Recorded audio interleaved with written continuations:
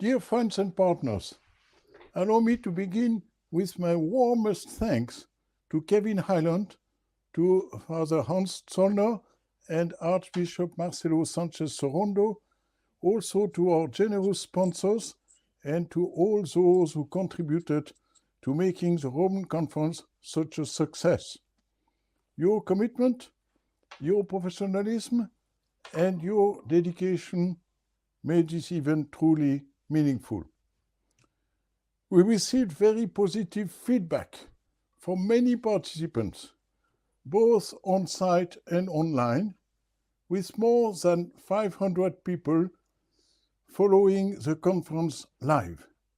This strong participation clearly shows how urgent and how relevant the fight against human trafficking is today.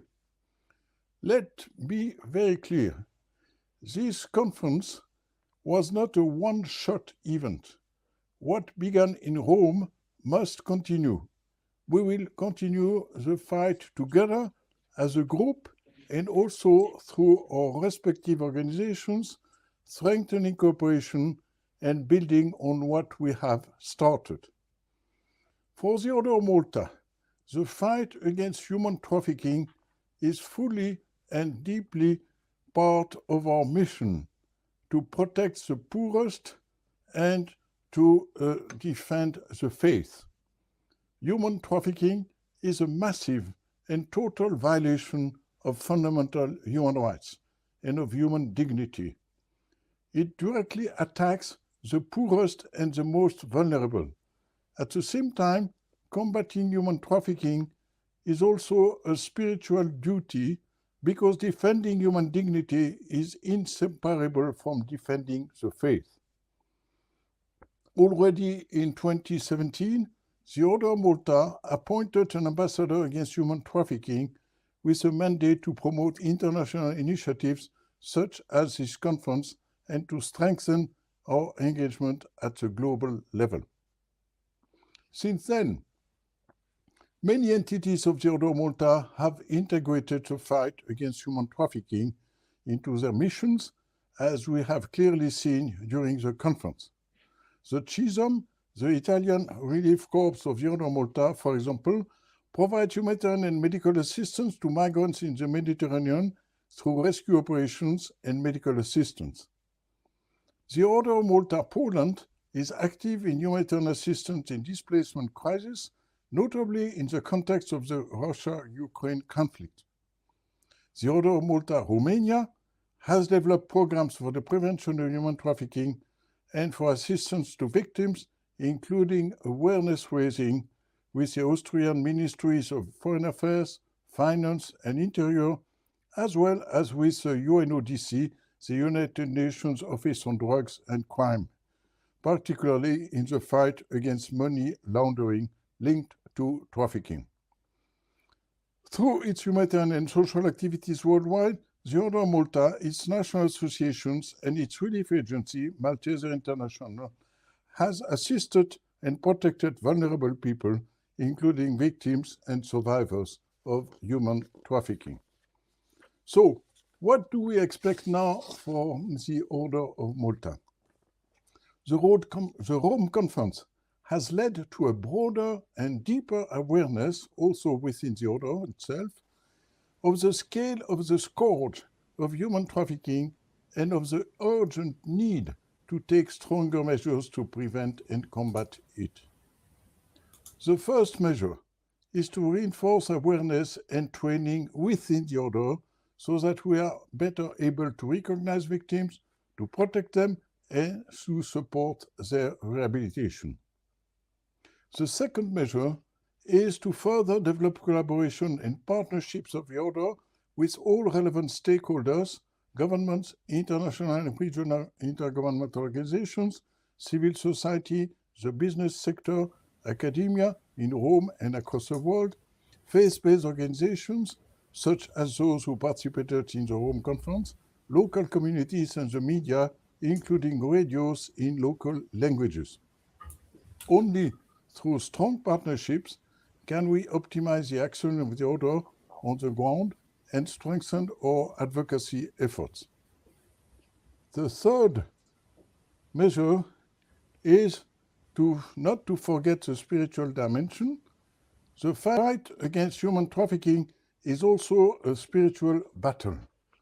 The Order Malta will therefore multiply the celebration of holy masses for victims, survivors, and those who assist them, and for the conversion of traffickers. A very close upcoming date is Saint Bakita's feast on the 8th of February. On this occasion, Monsignor Marcelo Sanchez Sorondo, who is with us tonight, Chaplain Grand Cross ad honorem of the Order of Malta, will celebrate a Holy Mass in the crypt of St. Peter's Basilica in Rome. Other Masses will also be celebrated, notably on the 2nd of December, the International Day for the Abolition of Contemporary Slavery, which also marks the anniversary of the Joint Declaration of Religious Leaders Against Human Trafficking. In this context, and in my capacity as Ambassador of the Order of Malta Against Human Trafficking, several concrete initiatives are currently being pursued to strengthen action, training, and advocacy at the international level. These include the development of an online training program in English in partnership with UNITAR, as well as the creation of a French language MOOC in cooperation with the University of Nice, Université de la Côte d'Azur en France, aimed at raising awareness and building capacity among a wide and diverse audience. In addition, regular interventions will be carried out in major international fora, such as the World Economic Forum in Davos, the European Parliament in Brussels on January 29, and the Human Rights Council in Geneva in March, in order to amplify the voice of the Order of Malta, strengthen synergies with key stakeholders, and promote effective preventive and combat measures against human trafficking. In conclusion, let us continue this journey together with determination, cooperation, and faith, so that dignity may be restored, lives may be protected, and hope may prevail. Thank you very much. And now I would like to give the floor to the other two organizers, Kevin Highland and Hans Zollner, and then ask Cesare Lombardo, my assistant, to moderate the question and answer period. And first, I want to ask Father Hans Zollner to take the floor. Please, Hans, you have the floor. Thank you very much, Ambassador, and thank you for bringing us together again. Thank you for all those who help and all those who are now participating. In line of what we said about the purpose and the result of the conference from 12th of December, I think it's important that the conference has revealed that over the last 25 years, despite significant increases of human trafficking, of the victim identification remains low and accountability for the exploiters is negligible. We have heard over and over again that this is a crime that does pay, that risk to offenders with big profits are there, while victims suffer with little chance of receiving justice. Pope Francis referred to those violations as an open wound on the body of Christ. He didn't use that term lightly, but to demonstrate the evil and profound nature of human trafficking and modern slavery.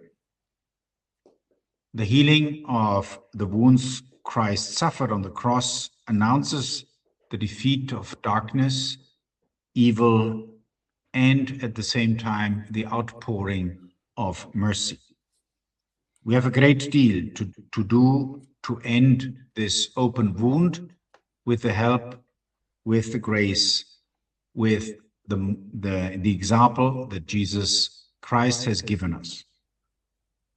Pope Francis also said we must lament and learn to cry. The meaning of this is, until we accept the wrongs and feel the full horror, we will not find a solution. Pope Francis was clear that we need to win this fight, and that the resources of all, including civil society and governments, must be sufficient, organized, and focused to meet the need. I believe that 4 elements have become clear in this conference and should stay with us. Firstly, there are many individuals, groups, and organizations that have demonstrated incredible dedication to protecting those who are trafficked or at risk of being trafficked. Secondly, we hear of police and law enforcement and government departments who build cases to bring those who perpetrate these crimes to justice. But much more concerted collaboration is needed to bring this about. Thirdly, we hear of efforts in business to prevent trafficking and forced labor in complex value chains crossing many borders and continents. We know that many perpetrators and many criminal organizations build on the incapability of governments, of states, to form international law enforcement forces and to bring about legislation that really deals with the international dimension and practice of this crime. Finally, it is abundantly clear that the world's efforts fall short of what Pope Francis called for when he said we need more resources. With less than 0.5% of victims identified and the numbers of criminals brought to justice remaining low, this has become a crime of choice. So what we need to do is that the expression of many people, institutions, associations, people who are very knowledgeable about this, that they are really coming together in the commitment that becomes effective. Otherwise, this will remain an exercise of goodwill and some show of, let me say, the intentions, but not really effective. So in one element of our conference, concrete steps, the Holy See and the Catholic Church academic institutions have a unique convening power, as we have seen in this conference and in many other conferences of this sort, bringing together people from different ways of life, from different religions, from different political parties, from different existential resolutions. It is one of our main purposes that we make one step, at least from our side, to concretize what has been said throughout this conference. And this step is the creation of a platform for teaching, for research, for ongoing dialogue, and for outreach to all people of goodwill and all institutions of goodwill who want to come together to learn more about the root causes of human trafficking, about the support victims need, about preventing the evil in the first place and to prevent it more effectively than we do now, and to learn about safeguarding all human beings in their dignity. So we propose to discuss and to come up with the definition of a platform that would then, from an academic standpoint and set within an academic framework, promote what I have just mentioned. As we are connected, our Institute of Anthropology has worked with the Order of Malta, Ambassador with Preveni, with Kevin, and with Archbishop Sanchez Sorondo. We pledge that we want to put in action what our founder, St. Ignatius Loyola, in one of his most famous phrases, coined as an expression. Love is shown more in deeds than in words. So let our deeds bring the healing to this wound, so that millions who are exploited and enslaved can enjoy the rights, the freedom, and the independence of their lives. Three things we all enjoy every day and as human beings, which we take for granted, and so they should be for all. Thank you for attending. Thank you for bringing your contribution to the table. Thanking you for pushing on and for really participating in this dialogue and in this conversation. And God bless you all in your work and in your commitment. Thank you very much, Father Hans Zollner. Actually, we are still expecting the connection with Kevin Highland. Ambassador, I really apologize. I think we have some issues with connections. But in the meantime, what can I propose is that we can start a bit with questions. Yes. And we can start. I have a question that I can address to you as well as to Father Hans Zollner. Yes. I was wondering, how can we address human trafficking as both security and humanitarian concern? Because we know that there is a link with migration governance and fight against organized crime.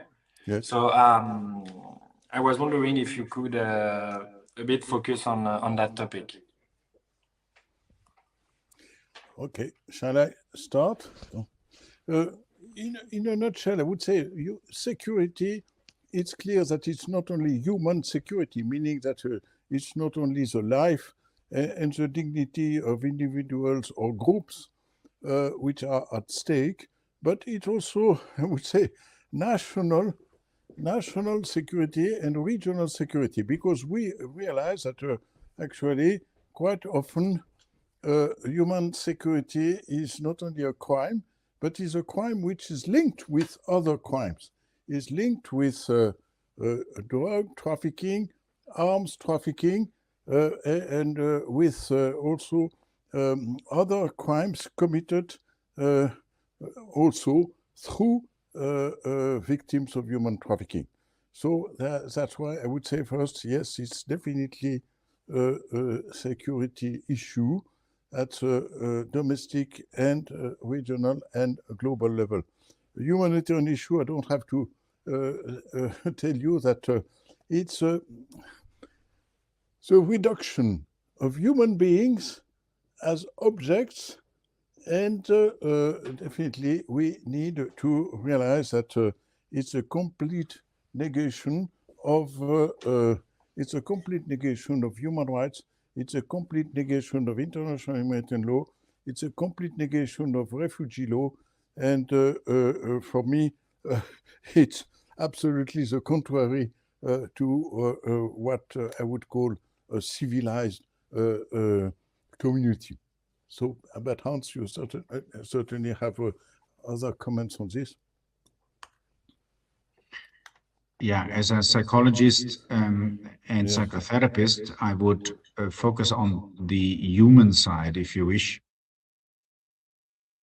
and on the spiritual side, because I think one cannot overestimate the harm that is being done to people who are trafficked. And it is astounding to realize that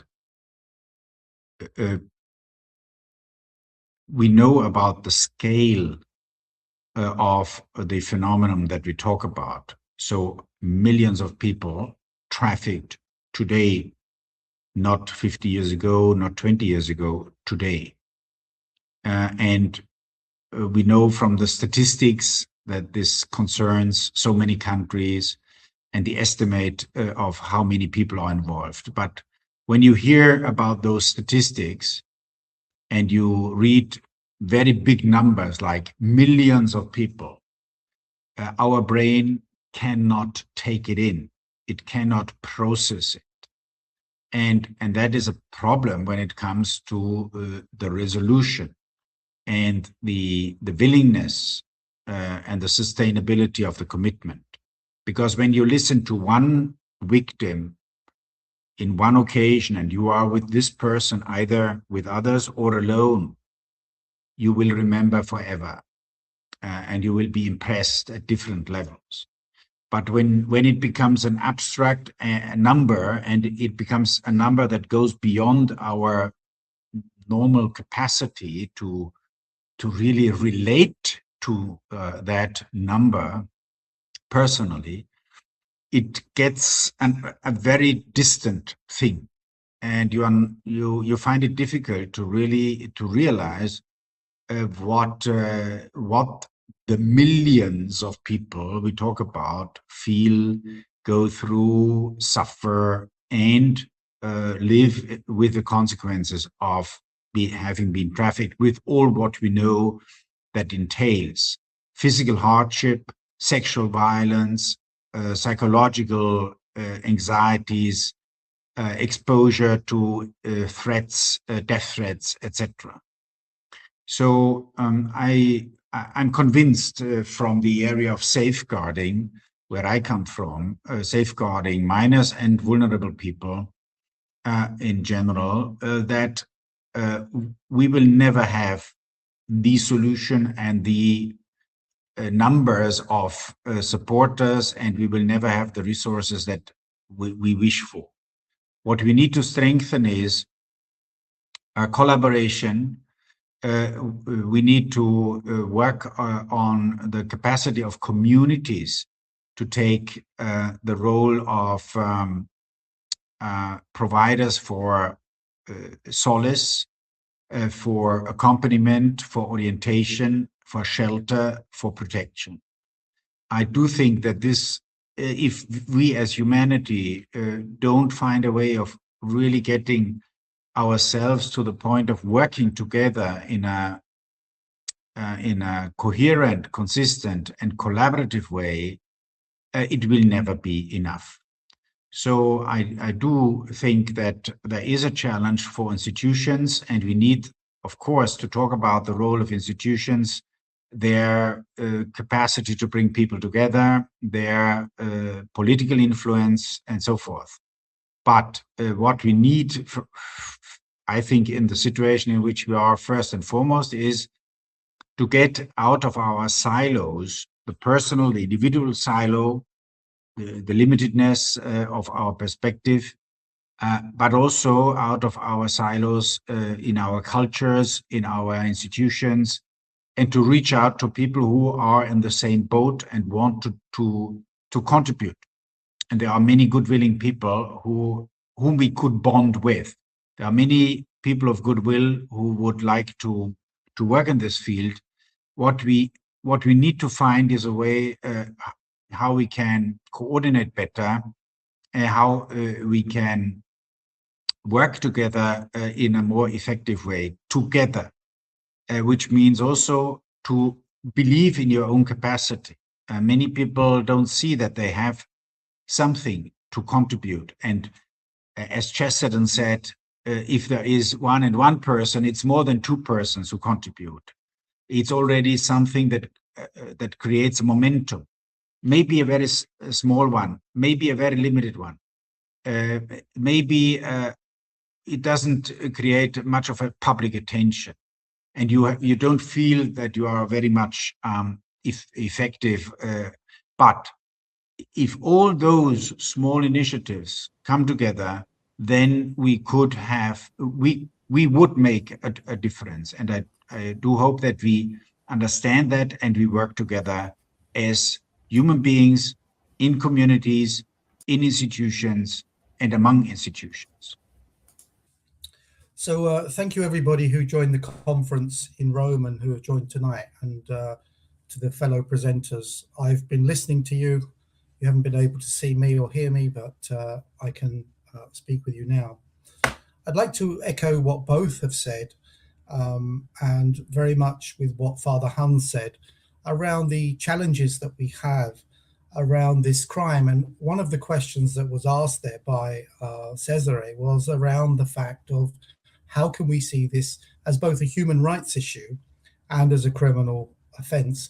And there are many crimes that are actually protected by human rights. One that is very close to the Catholic Church, and one that I would, and I think most of us would fully support, is the right to life.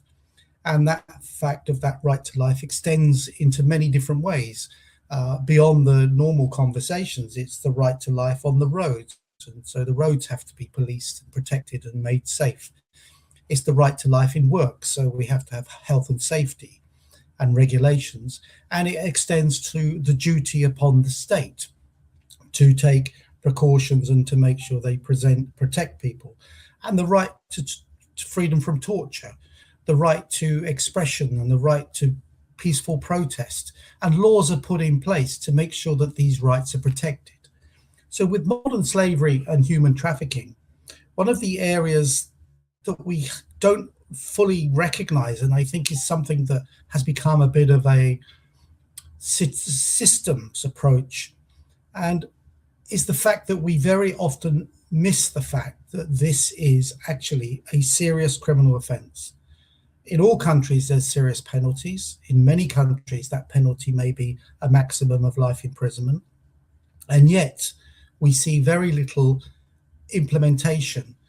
And that implementation, we're not just talking about the one small case that may happen in London, although that may be important. We've got to look at all the money that's earned on this crime, 236 billion every year. That is why generally people commit this crime. And there are many situations whereby people's vulnerability are increased. Displacement, in climate change, gender in some parts of the world in particular, people who are in poverty, people who don't have jobs, people who are migrants, and the list goes on. All of these increase vulnerability to many ways of being exploited, but one that we know 50 million times every year is human trafficking and modern slavery. So who commits those crimes? Well, it has to be an individual, an organization, a business, or a country itself. So we need to focus as much on that. How do we create the prevention so that it becomes something you decide you're not going to do, because chances are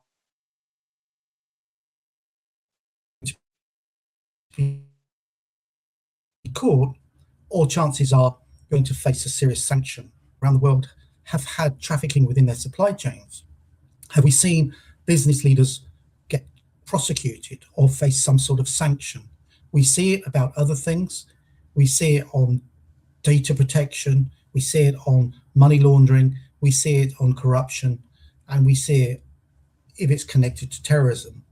So let's start to see it on the issue of human trafficking, because we have to remember, and I think Father Hans explained it very well, is this is about people. This is about individual lives.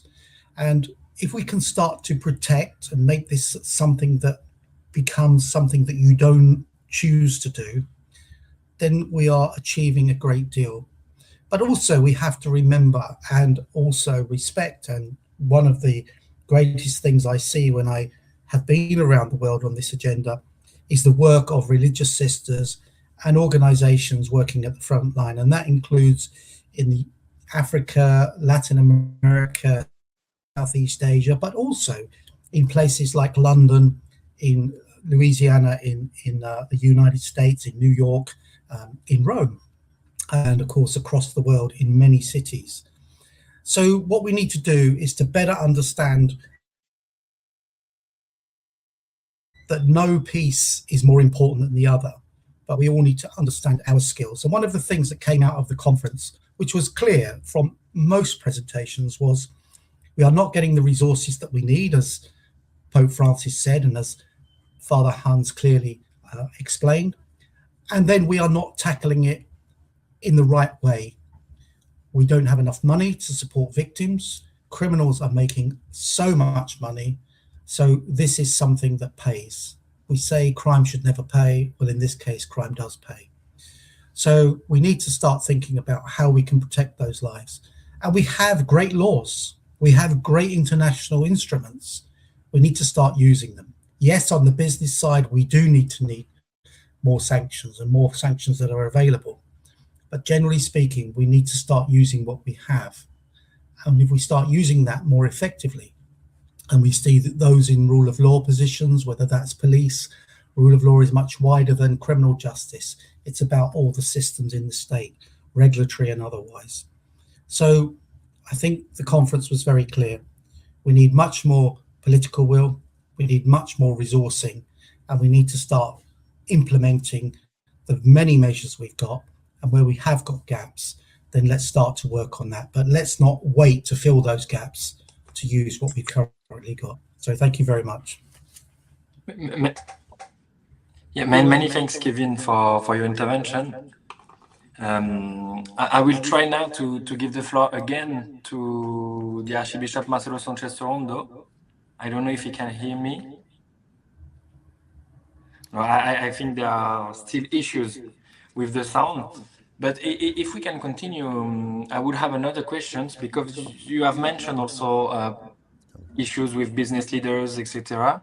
And since this week, we know that the World Economic Forum is taking place in Davos.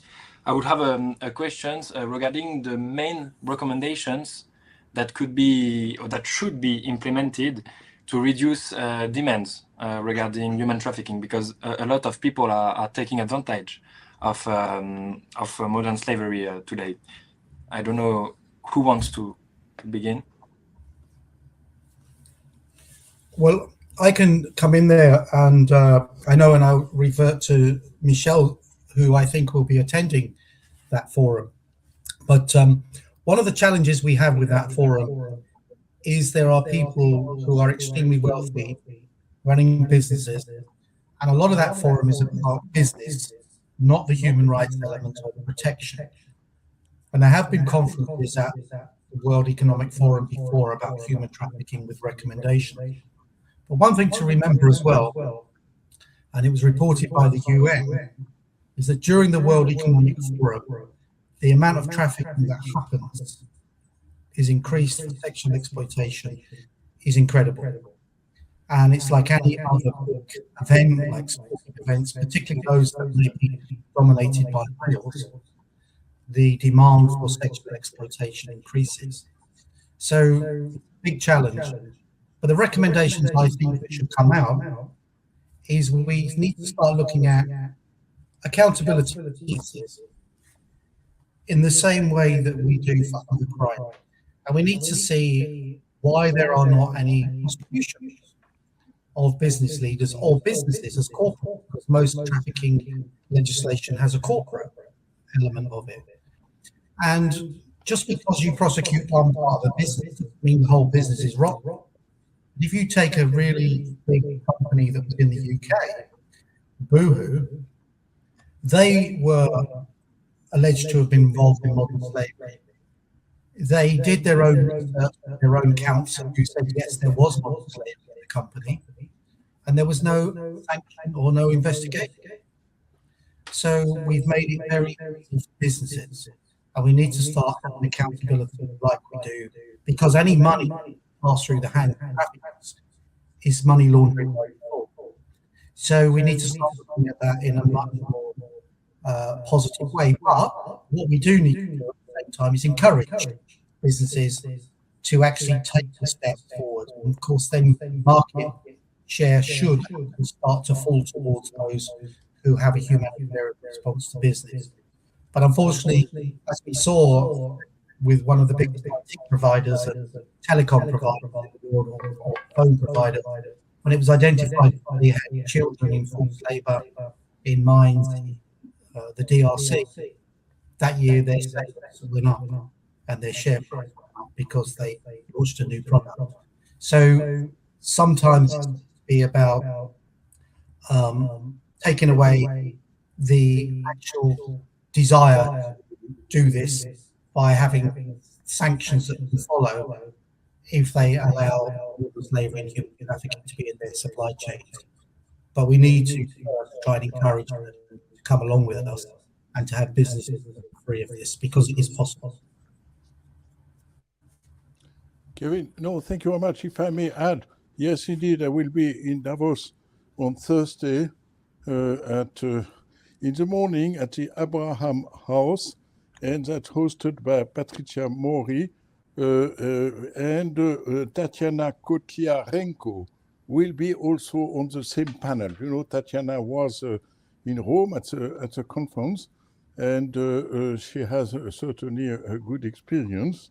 And what I could say is that we need to repeat this message everywhere to everyone, beginning with governments and businesses. And this will be my first visit to Davos, and definitely, I hope not the last. We will not convince everyone participating in Davos, but still, I hope we will be able to make people aware that this is a serious issue and that they need to deal with it urgently.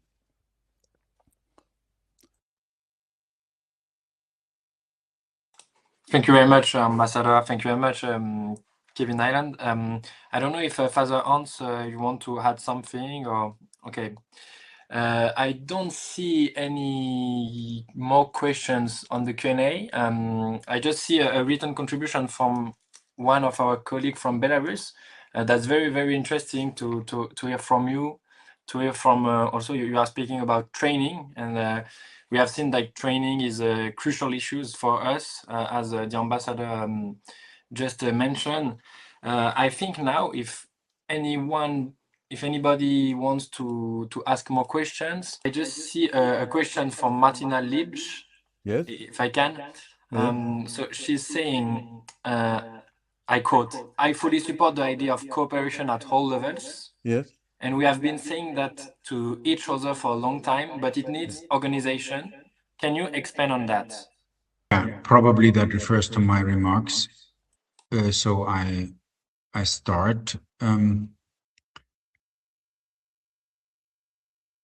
Effectively, we see that there are many organizations working in this field, bigger, smaller, in different areas, geographic areas, in different work environments, etc. But as happens in many fields, there is no real coordination. So what we have been discussing among the organizers of the conference is how we could help build up capacity for more concerted efforts. And what I mentioned when I spoke about the possibility to create a platform, that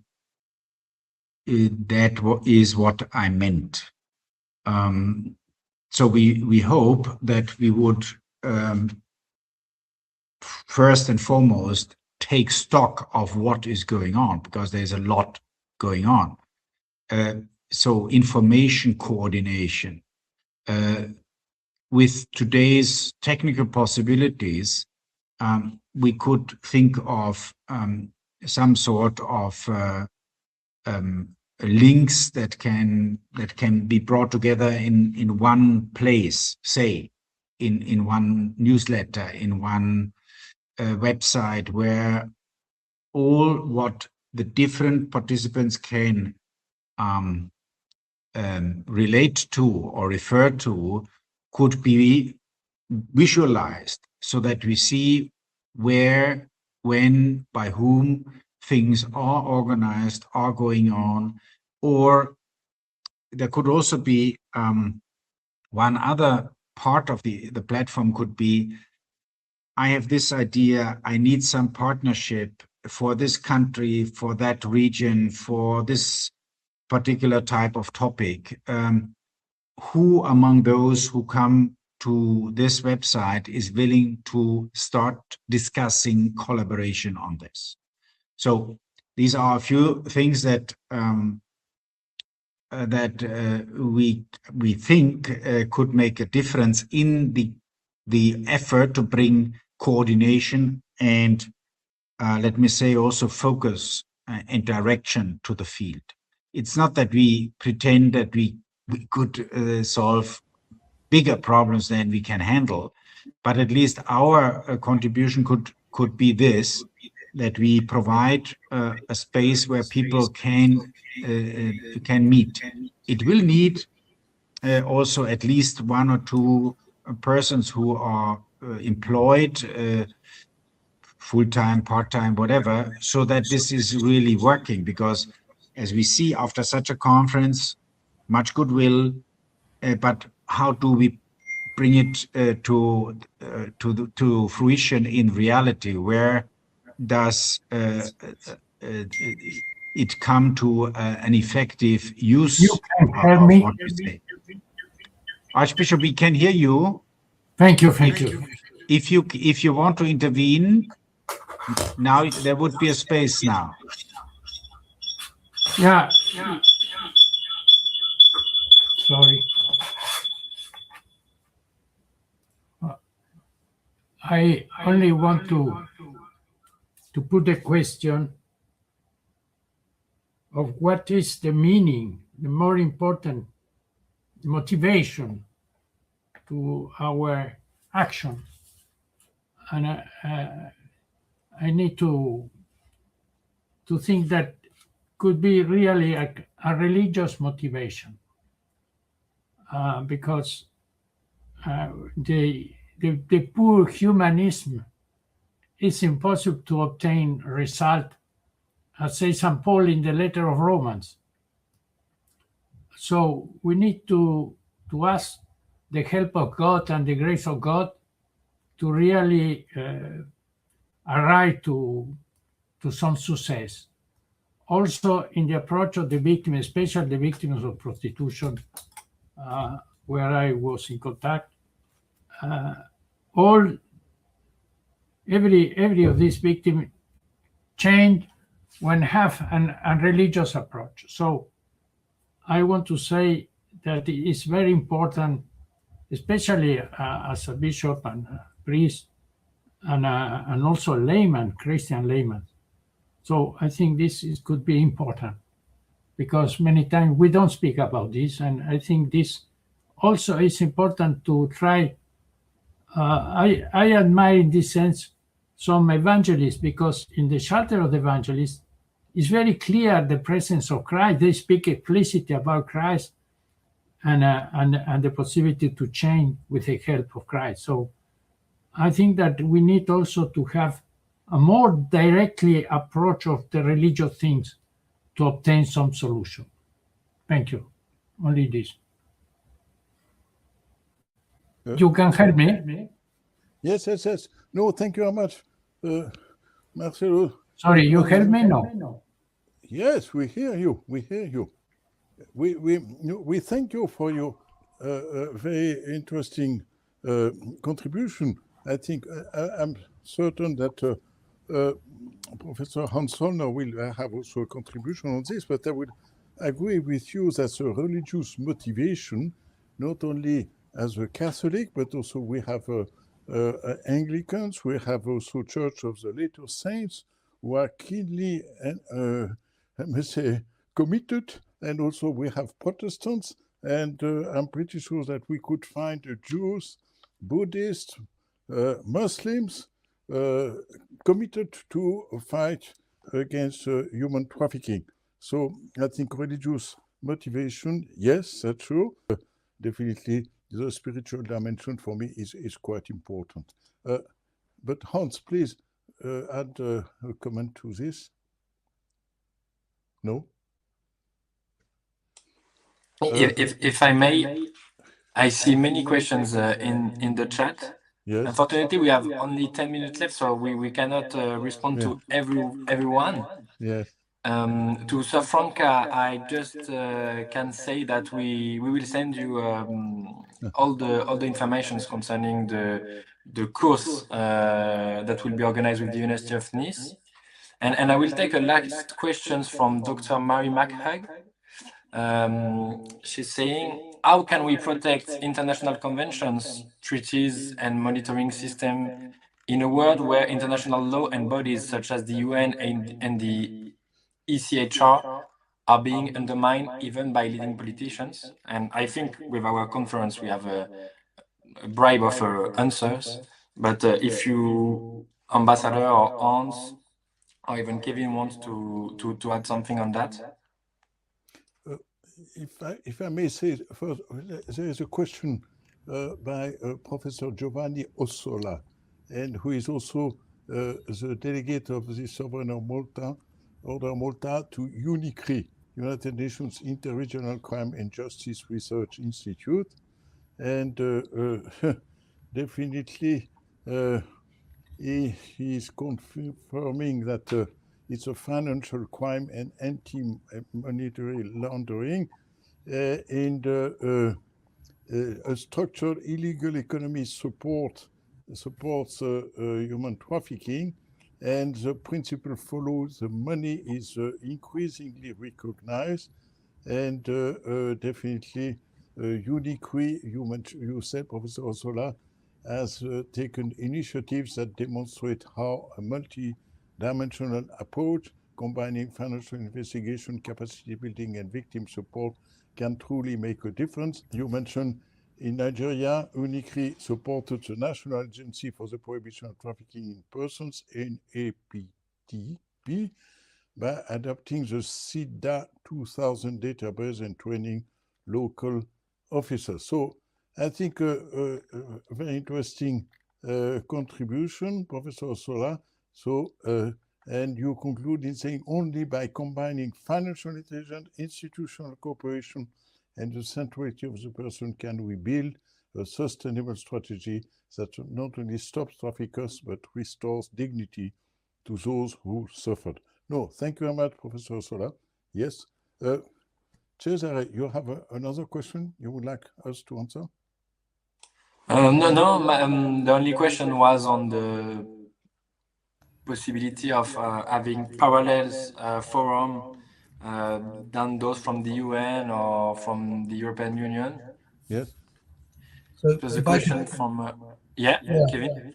As a former member of the Council of Europe, Greta, and also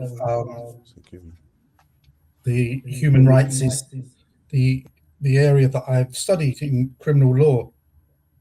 And the thing to remember is that the international instruments provide the structure, and then it's what's delivered locally. And we need to be sometimes careful that we think these instruments will be the deliverer and these organizations at the UN will deliver.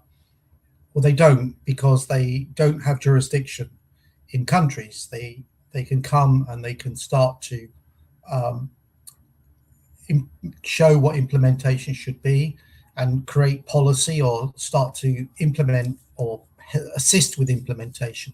So the fact that they're getting, as it were, negative feelings from some countries, which I don't agree with, doesn't mean to say that the legislation in countries has gone. And, you know, there's 180 countries now with human trafficking legislation. We need to start using that legislation. And going back to the conversation about, you know, how can we partner and what will that look like? Well, sometimes it's about knowing, you know, what are the new rulings in the courts. For example, you know, the new rulings that happened just in December about a national referral mechanism that came out of the High Court in France, and how that will impact, you know, the law firm that actually took that case was at the conference in Rome, Hogan Lovells. Now, you know, and I was with them today talking about how we can now bring that to the courts in Europe, so that NRMs or national referral mechanisms awarded in one country are then applicable in another country and carry on. So, for example, the case that I'm talking about was people now, because the UK is becoming weak about its national referral mechanism, the ruling by the High Court in Paris was that an NRM decision in the UK has to be honoured within France. Now, these are really powerful things and can have a lot of impact, but we need to know about them and then know how to use them. So some of it is technical, but about us coming together. And then the thing about faith that it does offer, which is unique to faith, is it opens the door. And with the work I've done with Santa Marta and the church, you can open the door to things that can't often be opened or are very difficult to open. Or, for example, when I was working in Nigeria, having access to victims and convincing them that they should work with the authorities, or can work, not should, but can, and it might be in their benefit. providing then you have the support mechanisms for them and options that put it in their interest, for example, compensation. So that's what we need to work on. What are real, solid, concrete things that can actually make it better for victims, make it more difficult for criminals, and actually start to change the agenda on this, that this is something that we can resolve, and that we not need to saying things like the rhetoric that victims will never engage with statutory agencies. I dealt with thousands of victims, and most of them would. And in the UK, where there were 20,000 victims identified last year, 97% of those were by statutory agencies. So it can happen. It can happen. Doesn't mean to say it's happening all around the world, but we need to work on what will work, what can work, and then how can we start to, put processes in place. And that's where faith comes, because they can have access, they can build trust, and they are part of the communities. And I think that is so important in this work that we start to collaborate on. Many thanks, Kevin. I don't know if anyone wants to add on that. If not, since we are running out of time, unfortunately, I want to give the floor to Ambassador Michel Vetet for the concluding remarks.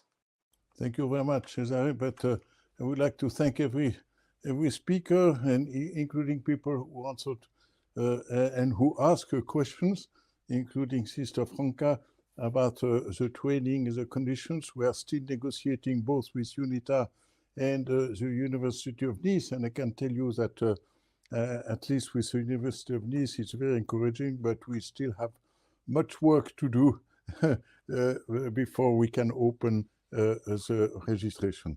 So, to tell you, the conference, the Rome conference, concluded with a clear and unified message. Human trafficking persists not due to a lack of legal frameworks, but because of weak implementation, inadequate coordination, limited political will, and a stark imbalance between the immense profits generated by criminal networks and the insufficient public investment dedicating to combating this crime. To reverse current trends and advance the abolition of modern slavery, multi-stakeholder partnerships, survivor leadership, targeted training, public awareness raising, and spiritual engagement must be recognized as essential pillars of action. In this regard, closer cooperation among spiritual leaders and religious communities at the national, regional, and global levels would represent a significant and valuable asset in strengthening prevention, protection, and rehabilitation efforts. Commitments, declarations, and legal instruments must be translated into concrete measures, sustain solidarity, and both personal and institutional accountability. This requires the full and effective implementation of existing laws, evidence-based actions guided by research and international standards, increased accountability for traffickers, and sustained investment to empower vulnerable communities and strengthen civil society. As a final point, the organizers wish to once again extend their deep gratitude to the Pontifical Gregorian University for hosting the conference, and to the Grand Magistry of the Sovereign Order of Malta for their invaluable support. We also express our sincere appreciation to all speakers and delegates, including representatives from organizations, foundations, academic institutions, civil society, faith-based groups, non-government organizations, businesses, legal practitioners, and most importantly, survivors. Their presence and contributions were essential in enriching the conference and advancing meaningful dialogue. We further extend our warmest thanks to our donors and sponsors, the Italian Relief Corps of the Order of Malta, the CISOM, the Attorney General Alliance, AGA, the Semnani Foundation, the British Standards Institution, BSI, and the Collège Université Henri Dunant Foundation, CUHD, for their generous support and invaluable assistance in making this conference possible. As I told you, this webinar has been recorded. It will be shared with subtitles. Please share it with all interested people and disseminate the report. Thank you very much. I wish you a good night. Thank you.